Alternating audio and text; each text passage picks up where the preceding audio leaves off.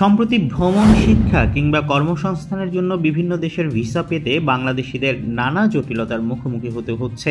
আগে যেখানে ভ্রমণ ভিসা বা ছাত্র ভিসা তুলনামূলকভাবে সহজ ছিল, এখন সেখানে এসেছে নানা শর্ত আর সীমাবদ্ধতা। বিশেষ করে কর্মসংস্থানের ভিসা এখন হয়ে উঠেছে সবচেয়ে কঠিন চ্যালেঞ্জ।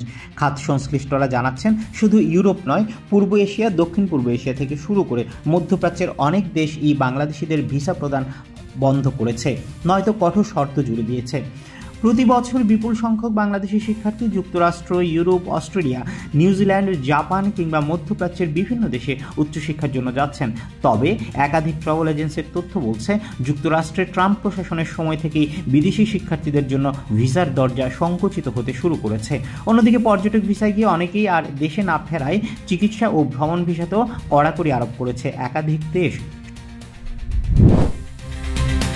সবচেয়ে বেশি ভোগান্তিতে পড়তে হচ্ছে ভারত ভ্রমণকারীদের। ভারতীয় ভিসা পাওয়া এখন যেন রীতিমতো ভাগ্যের ব্যাপার।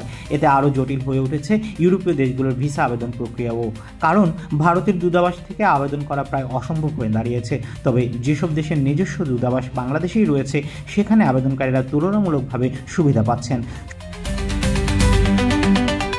শুধু তাই নয়, মাল্টা ও স্লোভেনিয়ার মতো দেশগুলো নতুন করে নানা শর্ত যোগ করেছে, কারণ অনেকে শিক্ষা ভিসায় ওই দেশে গিয়ে পরে অন্যত্র চলে যাচ্ছেন।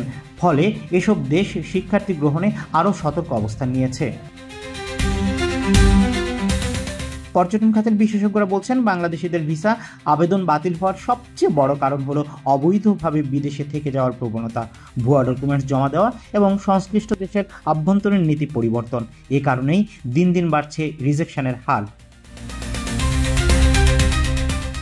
সাবেক রাষ্ট্রদূত এম হুমায়ুন বলেন, কোনো দেশ ভিসা দেবে কি দেবে না তা সম্পূর্ণভাবে তাদের নিজস্ব এখতিয়ার। তবে এখানে দুই দেশের সম্পর্ক এবং আভ্যন্তরীণ পরিস্থিতি বড় ভূমিকা রাখে। অনেক সময় কূটনৈতিক প্রচেষ্টার মাধ্যমে এই ধরনের সিদ্ধান্ত পরিবর্তিত হতে পারে। এদিকে সরকারও বসে নেই। পররাষ্ট্র মন্ত্রণালয় জানিয়েছে, তারা সক্রিয়ভাবে এই সমস্যার সমাধানে কাজ করছে। বিভিন্ন দেশে অবস্থিত বাংলাদেশ দূতাবাসের মাধ্যমে আলোচনার উদ্যোগ নেওয়া হচ্ছে। বিশেষ করে নতুন শ্রমবাজার খুঁজে বের করার উপর এখন সর্বাধিক গুরুত্ব দেওয়া হচ্ছে। এসব তথ্য নিয়ে একটি বিস্তৃত প্রতিবেদন প্রকাশ করেছে বিবিসি বাংলা।